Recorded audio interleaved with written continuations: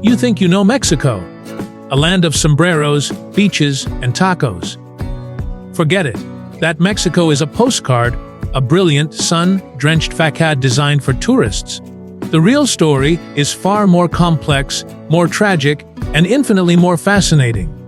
It begins here, with a city that is physically sinking under the weight of its own history.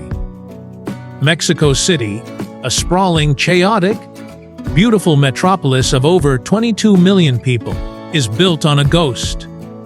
A ghost of a lake, a ghost of a conquered empire, and the ghost of an identity that was deliberately erased.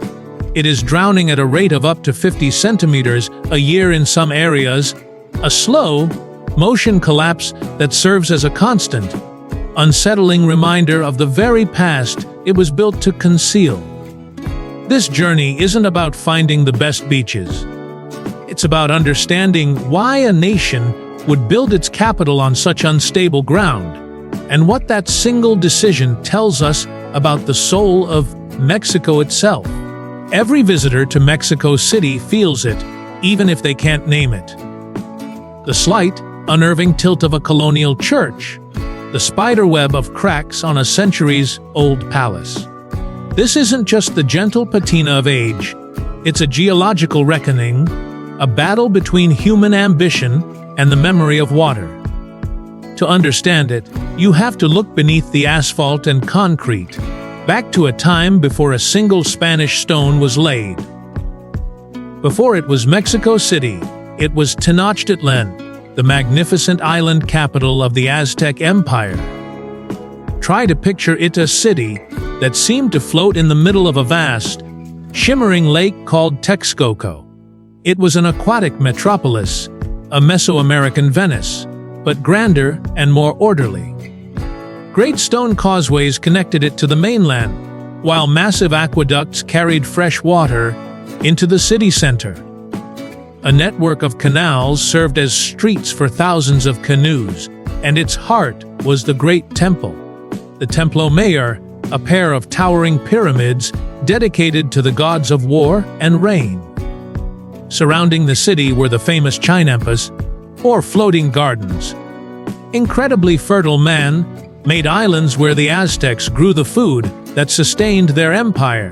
When the Spanish conquistador Hernán Cortés and his men arrived in 1519, they were utterly awestruck, describing it in their journals as an enchanted vision from a fairy tale, a city more spectacular than any in Europe. But the Spanish didn't come to admire, they came to conquer. The conquest was not a simple, swift victory. It was a brutal, protracted war, aided not only by superior steel weaponry and horses, but devastatingly by smallpox, a disease to which the indigenous population had no immunity, and crucially, by alliances with rival indigenous states who chafed under Aztec rule. After a bloody siege that left the city in ruins and its population decimated, the Spanish made a decision of immense symbolic power. They would build their new capital, the seat of power for the Viceroyalty of New Spain, directly on top of the Aztec ruins. The stones from the raised Templo Mayor were used to build the foundation of what is now the Mexico City Metropolitan Cathedral. It was the ultimate act of domination. To build this new European-style city, they had to destroy its environment. They began the monumental, centuries-long task of draining the Great Lake Texcoco. But you cannot simply erase a lake. The lakebed, a deep layer of soft, water-logged clay and silt, remained. As Mexico City grew, the immense weight of its stone buildings began to compress this unstable ground. Then, in the 20th century, the problem accelerated into a crisis. To serve its exploding population, the city began aggressively pumping water from the aquifers deep beneath the clay. It was like sucking the last bit of air from a giant cushion. With the water gone, the clay particles compacted, and the ground began to shrink and sink at an alarming rate. Today, the consequences are everywhere. The Metropolitan Cathedral has required massive, complex engineering projects just to keep it from splitting apart. The iconic Angel of Independence monument, built in 1910, now has over 20 new steps added to its base because the entire city around it has sunk. The sinking damages infrastructure, creates severe flooding risks during the rainy season, and threatens thousands of historic buildings. It is the ultimate paradox, the very act of conquest, of building a new world on top of the old, has cursed the city to a state of perpetual instability. The ghost of Lake Texcoco is having its revenge, a constant reminder that the past is never truly buried. It is always, quite literally, right beneath your feet.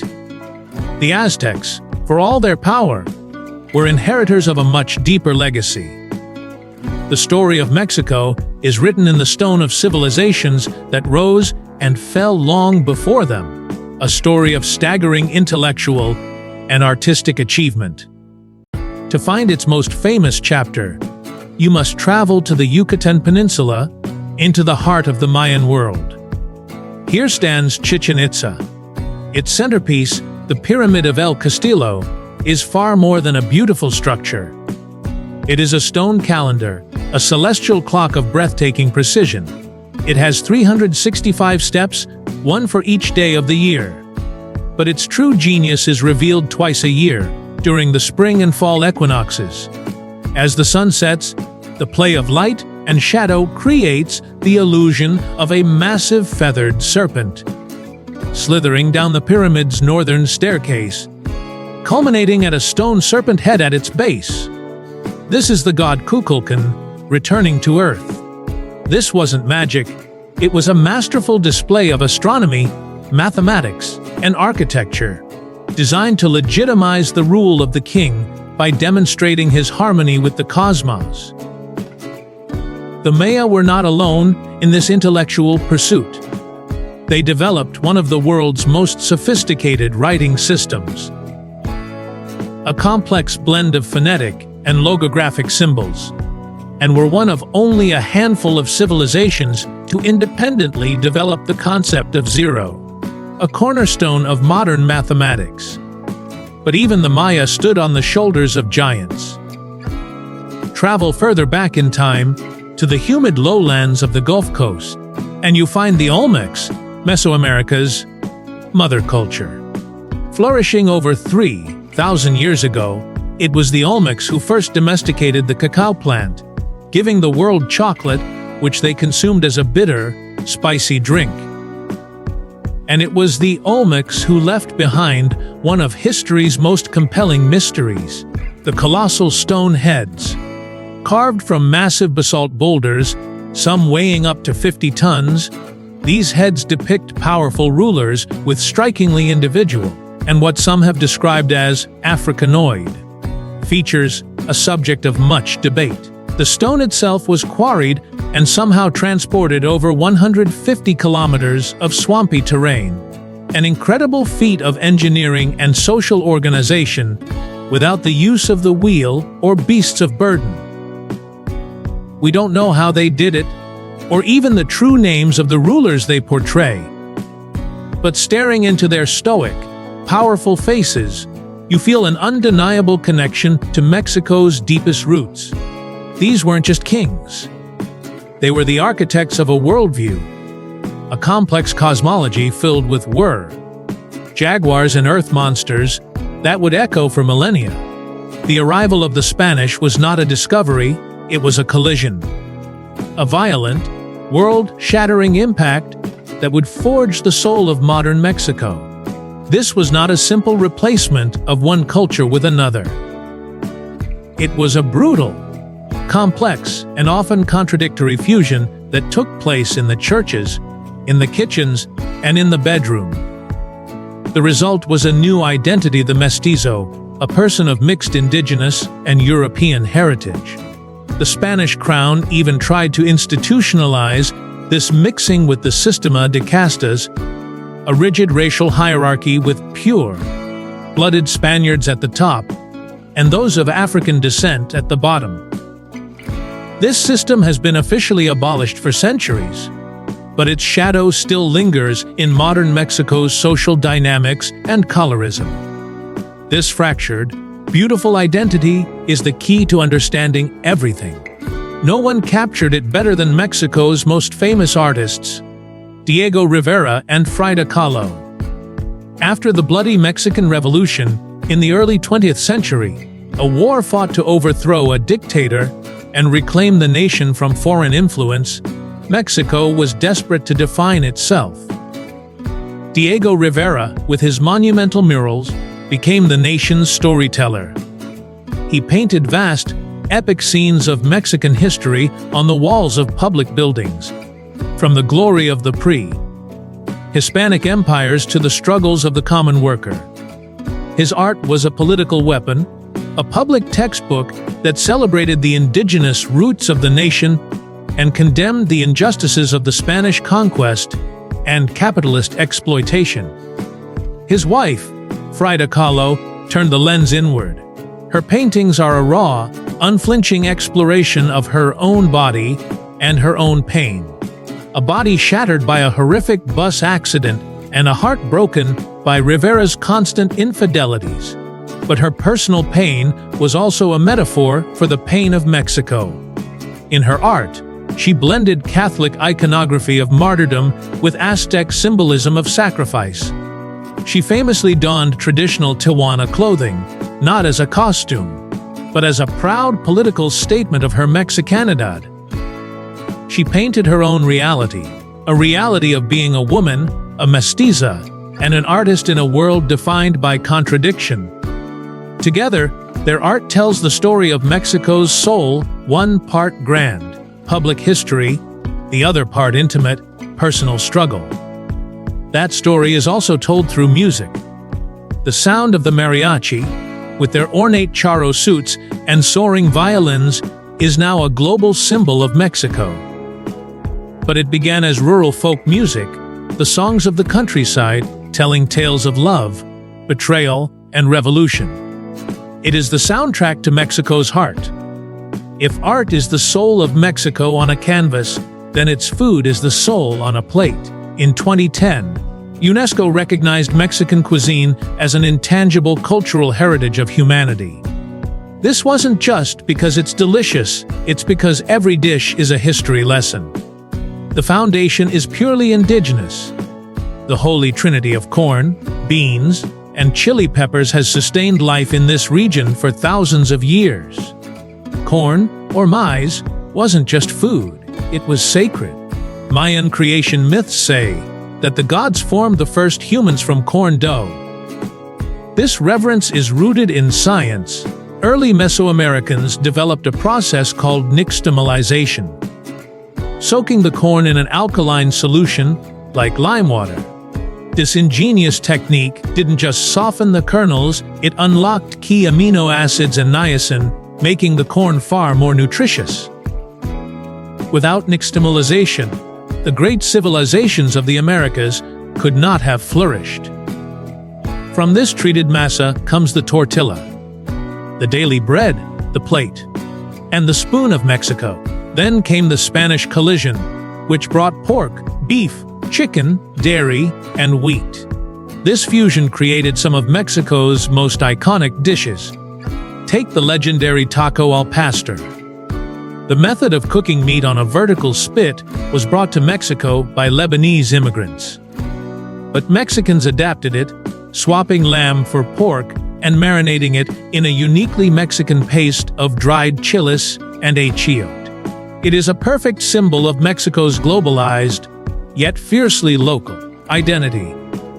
Or consider the cochinita pebble of the Yucatan, where pork is marinated in sour orange and achiote, wrapped in banana leaves, and cooked in an underground pit, a pre-Hispanic cooking technique. To truly understand the depth of Mexican cuisine, you must go to Oaxaca, the land of the seven moles.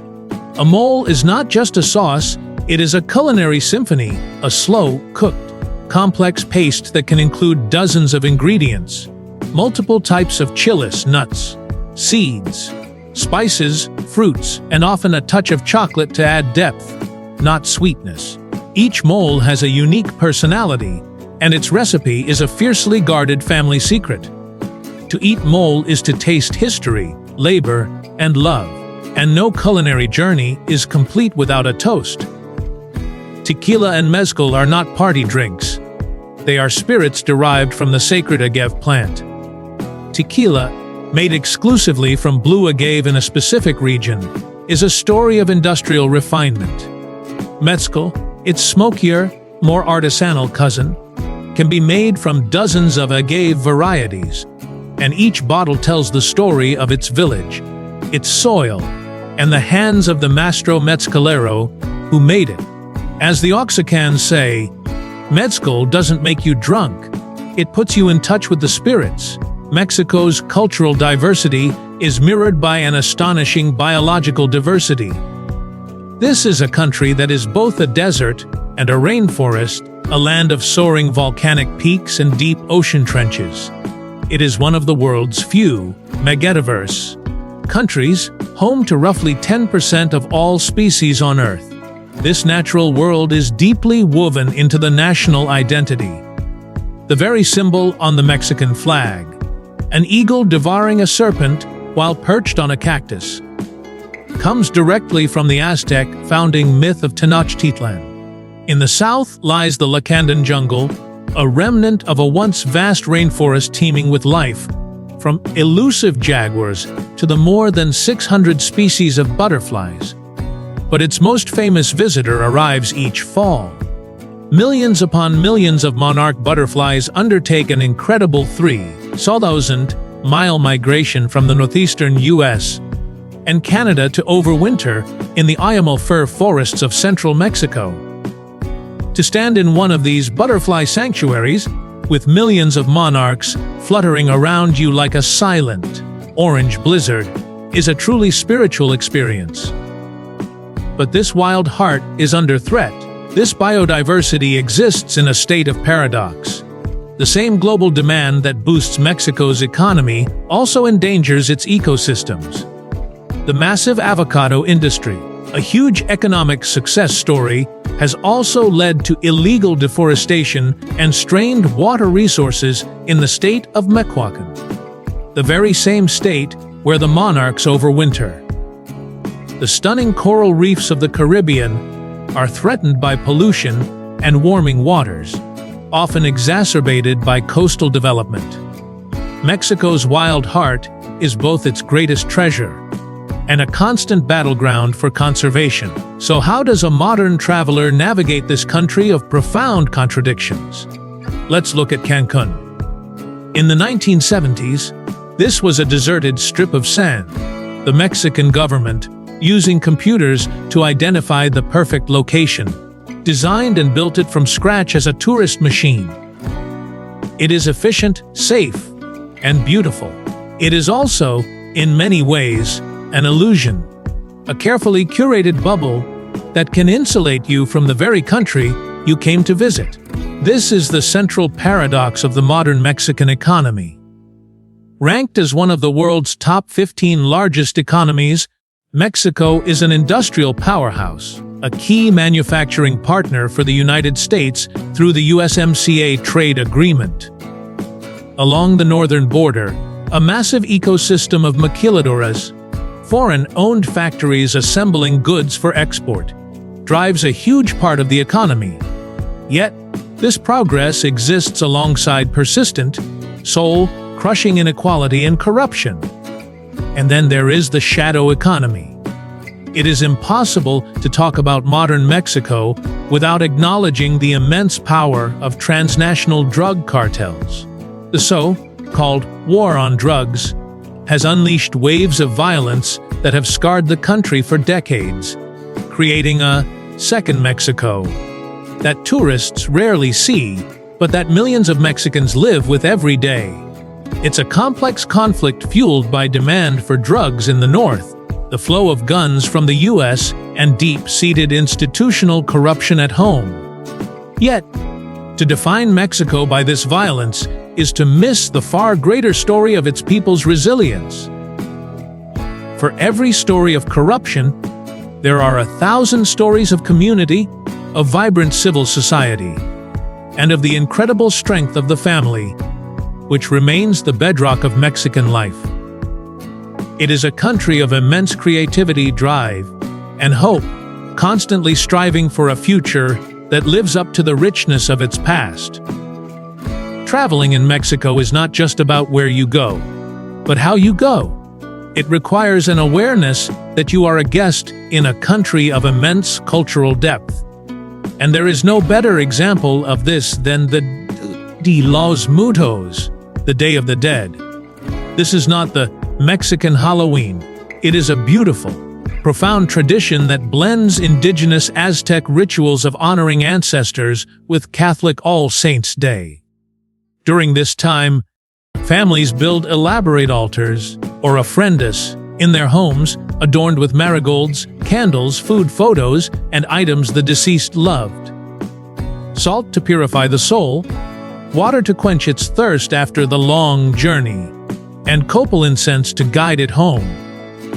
It is believed that for one night, the border between the living and the dead dissolves, and the souls of departed loved ones return to feast and celebrate with their families. It is a celebration of memory, a joyful affirmation that death is a natural part of life, and that those we love are never truly gone.